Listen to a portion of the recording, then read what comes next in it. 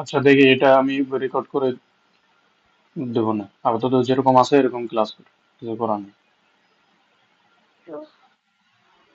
আচ্ছা, তাহলে এখানে হলো আমাদের, এটা হলো একান্তর কোণ, ঠিক আছে? এটা হলো একান্তর কোণ। এক সেকেন্ড। তাহলে এখানে এই অ্যাঙ্গেলটা হলো আমার একান্তর কোণ, তো এই জন্য এখানেও এই যে এখানেও অ্যাঙ্গেলটা একই। আর এটা মনে রাখার জন্য বলছি, এরকম সিস্টেমটা থাকবে এরকম জেড এর মতো, জেড জেড যেরকম হয় এরকম, এই জেড এর এই অ্যাঙ্গেল হলো সেম।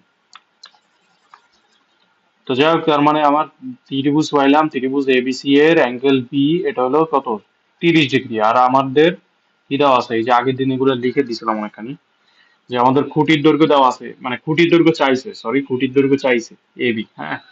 আর এটাকে আমরা চাইলে এখানে থার্ড ব্র্যাকেটে লিখতে পারি, এবিটা মিল লিখি এই ত্রিভুজের অতিভুজ, অতিভুজ হিসেবে কাজ করতেছে, ঠিক আছে, অতিভুজ হিসেবে কাজ করছে। আর উচ্চতা বা লম্ব সেটা কি, সেটা হলো এসি, এসি দেওয়া আছে কত, 7 মিটার। ওকে, আর এই যে এটাই লিখলাম B angle BAD equal to angle ABC, কত, দুইটা অ্যাঙ্গেল সমান, কেন সমান, কারণ একান্তর কোণ, ঠিক আছে। এটাও সাইড নোটে আবারও লিখে দিই, একান্তর কোণ। ওকে, এখন হলো আমাদের ফর্মুলা অ্যাপ্লাই করে বের করতে হবে। তাহলে এখানে আমাদের লম্বর সাথে অতিভুজের সম্পর্ক আনতে হবে, তাহলে লম্বের সাথে অতিভুজের সম্পর্ক কার, লম্বের সাথে অতিভুজের সম্পর্ক কার, রেসপন্স করা লাগবে, কথা শোনা যায়, আবার কেটে কেটে আসে, হ্যালো। কথা শোনা যায়, তাহলে এতক্ষণ কি শুনছো? কেটে কেটে আসে, কেটে কেটে। কেটে কেটে আসলে কিছুই করার নাই, তাহলে আমি একা একা বসে বসে ক্লাস করাই, আর কিছুই করার নেই।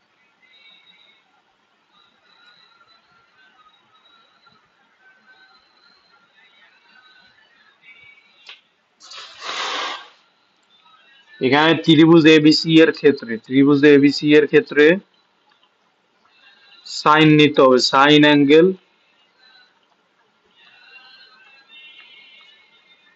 এবিসি ইকুয়াল টু লম্ব বাই অতিভুজ, তাহলে লম্ব হইলো এসি আর অতিভুজ হইলো আমাদের এবি,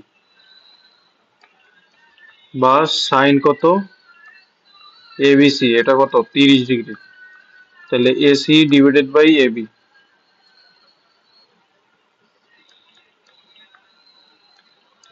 30 ডিগ্রির মানে হলো, সাইন 30 ডিগ্রি মানে হলো হাফ, তাহলে এসি ডিভাইডেড বাই এবি। এখন হলো এটা ক্রস গুণন করে দেবো, তাহলে এবি এর সাথে গুণ হবে হলো 1, তাহলে কি হবে এবি, এসি এর সাথে গুণ হবে কি, এসি এর সাথে গুণ হবে হলো 2, তাহলে 2 এসি। তাহলে আমাদের এবি বের করতে হবে, আর এসি এর মান দেওয়া ছিল কত, 7, তাহলে 7 বসাইলে 7 × 2 = 14 মিটার।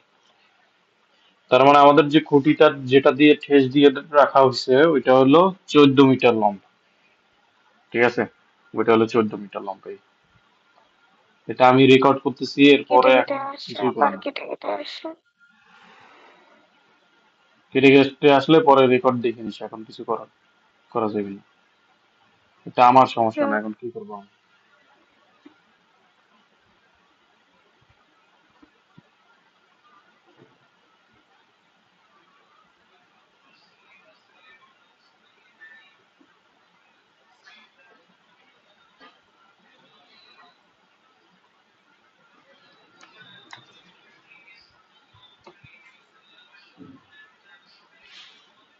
আচ্ছা, তাহলে উদাহরণ 4 আমাদের হইল। এখন আমাদের অন্য এই সিমিলার টাইপের ম্যাথ দেখা লাগবে।